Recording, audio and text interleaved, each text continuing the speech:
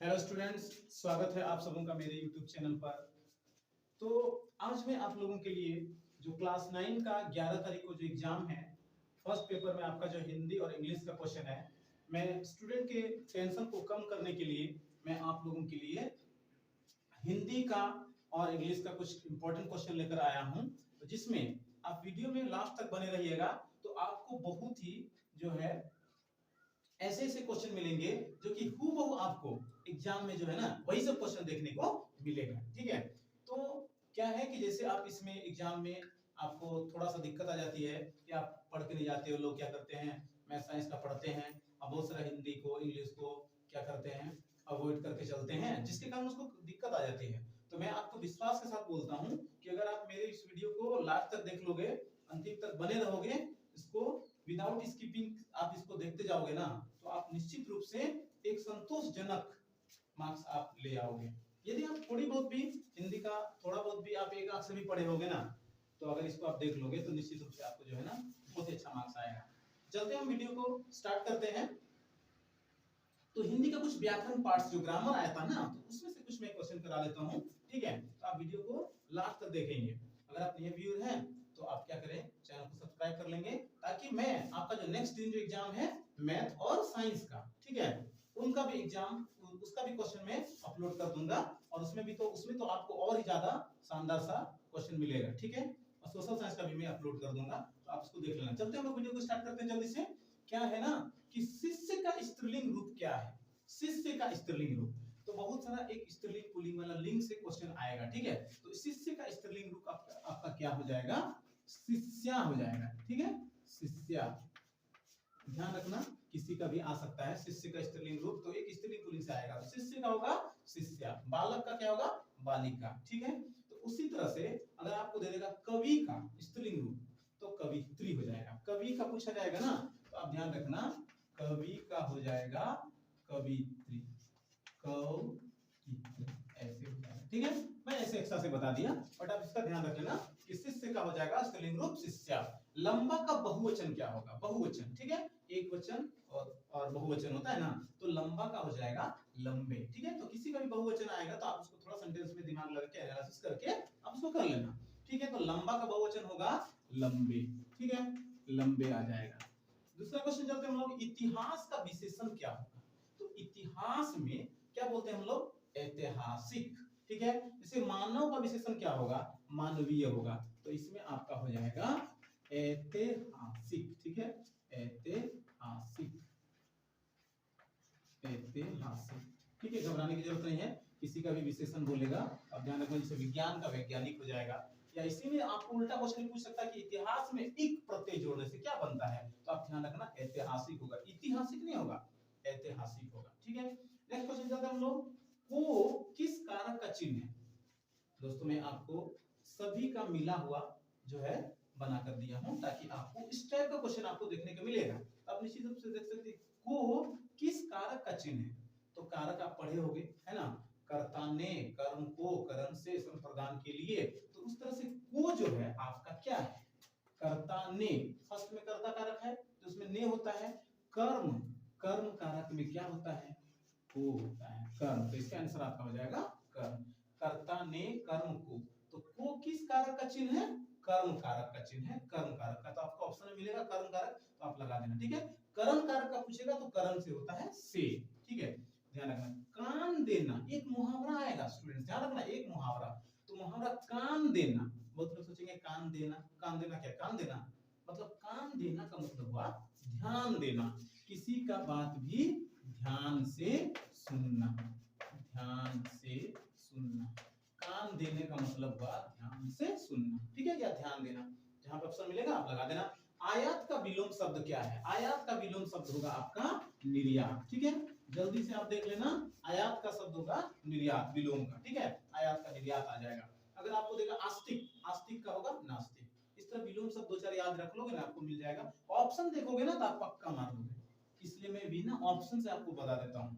ठीक है, आयात का निर्यात, इसके बाद हो जाएगा मान के सुख का दुख होता है, छोटा का बड़ा होता है। ठीक है, उस तरह से कोई भी आएगा तो आप कर लोगे। निर्जीव का विलोम शब्द क्या है, निर्जीव का होगा सजीव।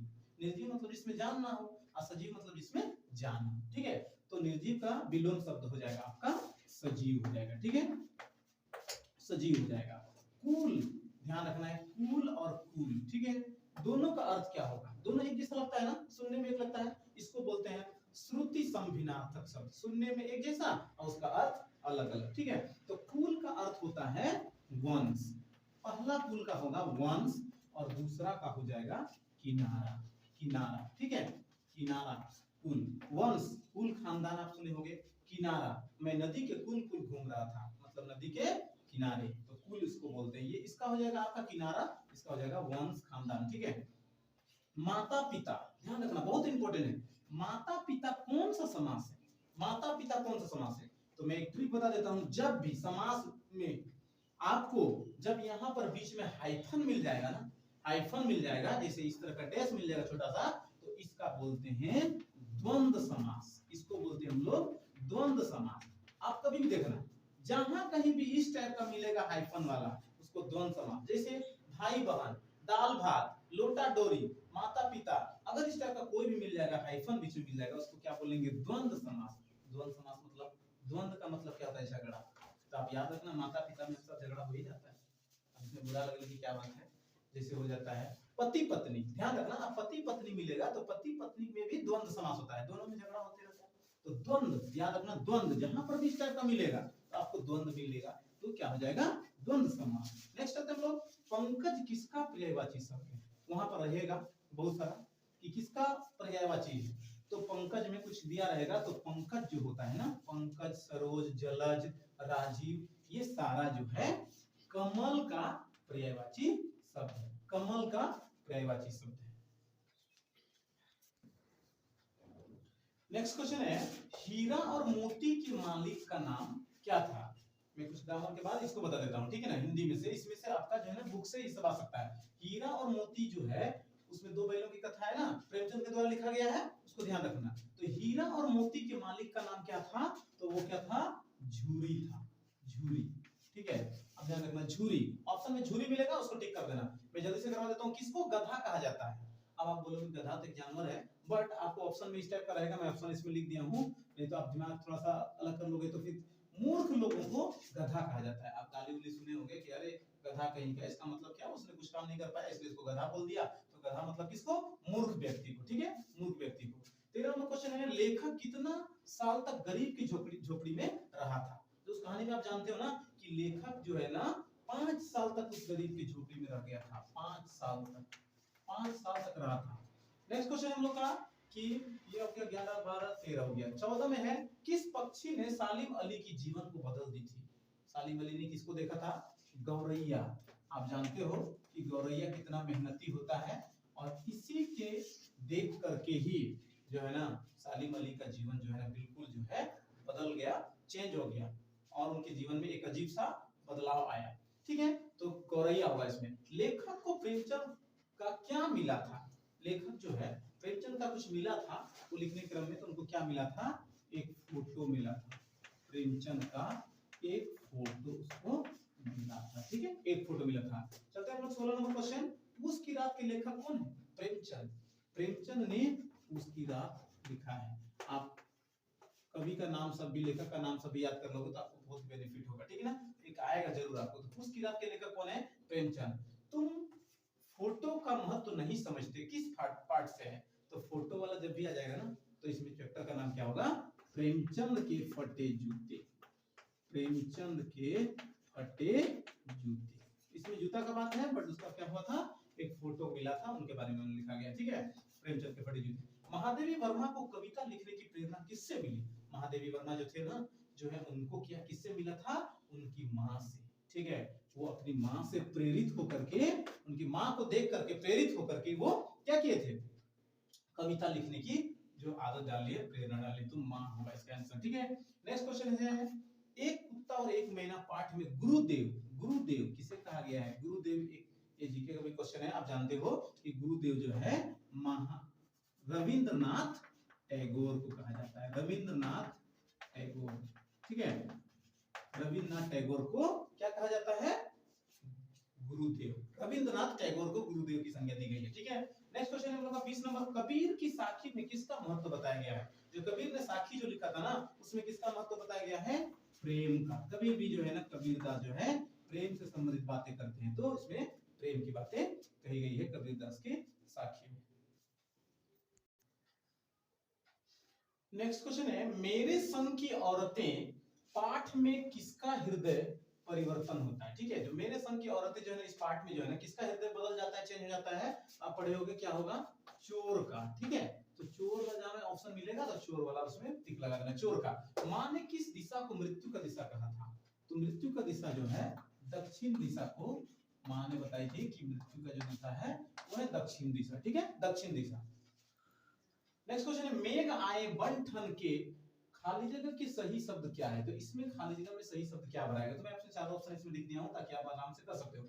मेघ आए बन ठन के सांवर होगा कि सपर होगा कि सज धज या नाच? अब बताइए कि मेघ आए बन ठन के सज धज के, ठीक है, सज धज के आपका ये होगा, सांवर नहीं होगा, सपर नहीं होगा, नाच भी नहीं होगा, तो सज धज के। मेघ आए बन ठन के सज धज के, है ना, तो यहाँ पर आपका ये भरा जाएगा। नेक्स्ट क्वेश्चन चलते हैं हम लोग, उपभोक्तावादी समाज आज किस ओर आकर्षित हो रहा है? ठीक है, उपभोक्ता जो हम लोग जितना भी कोई भी चीज का उपयोग करते हैं, उपभोग करते आ रहे हैं, तो वो किस ओर आकर्षित हो रहा है? ज्यादातर किसमें किधर अट्रैक्ट हो रहा है? आप जानते हैं कि सब तरफ जो आजकल लोग क्या करते हैं, जहां भी कुछ भी विज्ञापन चलता है, प्रचार चलता है, बाजार की ओर नहीं, सिनेमा को ओर नहीं। सिनेमा भी लोग आजकल आदमी लोग बहुत कम ही जाते हैं, बहुत सारे सिनेमा हॉल क्या हो गए, बंद हो गए, आप देखे होंगे, है ना। तो सब लोग क्या मोबाइल में कर लिए हैं सारा चीज, तो क्या है, सिनेमा नहीं होगा, अध्ययन पे तो आकर्षित नहीं हो रहा है, अध्ययन से लोग दूर भागते हैं, दूर भाग रहा है, बट ये गलत है। अध्ययन की ओर आपको अट्रैक्ट होना चाहिए। तो आप क्या देखे हो कि ज्यादातर लोग विज्ञापन की ओर आकर्षित हो रहे हैं। ठीक है, विज्ञापन होगा, इसको एड बोलते हैं। रीढ़ की हड्डी किस प्रकार की पार्ट है? तो रीढ़ की हड्डी जो है ये आपका एकांकी है। एकांकी, एकांकी में से एक नाटक टाइप का ये रीढ़ की हड्डी का जो पार्ट है, एकांकी है। ध्यान रखना, एकांकी में कहानी नहीं है, कविता नहीं है, निबंध नहीं है, बल्कि एक एकांकी है। नेक्स्ट क्वेश्चन है, झूरी अपने बैलों को कहां बांधते थे? झूरी अपने बैलों को कहां बांधते थे? महल में नहीं, बल्कि कहां? चरनी, जिसको चरनी बोला जाता था, तो चरनी में उसको बांधते थे। देखिए स्टूडेंट्स, अभी स्क्रीन पे आप क्या देख रहे होंगे कि इसमें जो है ना, अभी तक आपने 26 क्वेश्चन देख लिया।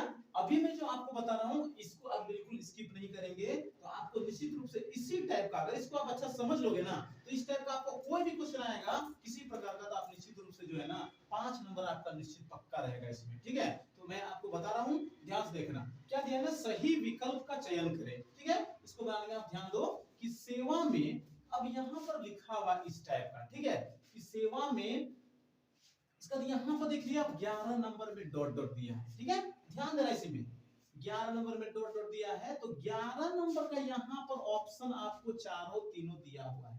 ठीक है, मैं वहां पे लिख दिया हूं, ध्यान दो कि सेवा में, इसके बाद फिर 12 नंबर में खाली जगह है, छात्रावास में स्थान हेतु, इसका इधर आते महोदय सविनय डैश, फिर 13 नंबर में खाली जगह है, इसका भी ऑप्शन आपको यहां दिया हुआ है। यह है कि मैं आपके विद्यालय की 14वीं या 14 नंबर में भी एक खाली जगह दिया हुआ है। ठीक है, ये नंबर है, यहाँ पर आपको भरना है, और इसका ऑप्शन यहाँ पर है। अभी आपको सामने करूंगा, फिर आप भी बताओगे। कक्षा का छात्र हूँ, मेरा घर काफी दूर है, प्रतिदिन आना जाना डैश नहीं हो पाता, यहाँ पर भी आपको एक खाली जगह दिया हुआ है, इसलिए छात्रावास में रहना चाहता हूँ। इसके बाद इधर क्या है, अतः श्रीमान से नम्र है, इधर जो आपका डिटेल लिखा था, इधर खाली जगह नहीं है, इसलिए मैं इसको छोड़ दिया हूं। तो आप यहाँ पे ध्यान से देख लो कि क्या है, कि इसमें क्या है ना, कि इसमें 11 नंबर में क्या होगा। देखो सेवा में, अब यहाँ पर क्या होता है, प्रधानाध्यापक, सेवा में श्रीमान, ठीक है, प्रधानाध्यापक, प्रधानाचार्य या शिक्षक, तो क्या होता है यहाँ पर? सबसे पहले आपको क्या पता होना चाहिए कि इसमें सेवा में के बाद हम लोग यहाँ पर श्रीमान एक लिखाता है, श्रीमान छूट गया होगा, सॉरी, तो श्रीमान, इसके बाद यहाँ पे क्या होता है, प्रधानाध्यापक। आप अगर किसको छात्रावास में तुम आप अध्ययन चाहते हो ना, तो क्या हो जाएगा ना कि प्रधानाध्यापक या प्रधानाचार्य या शिक्षक, आप किसको इसमें बताओगे? ठीक है, किसको बताओगे?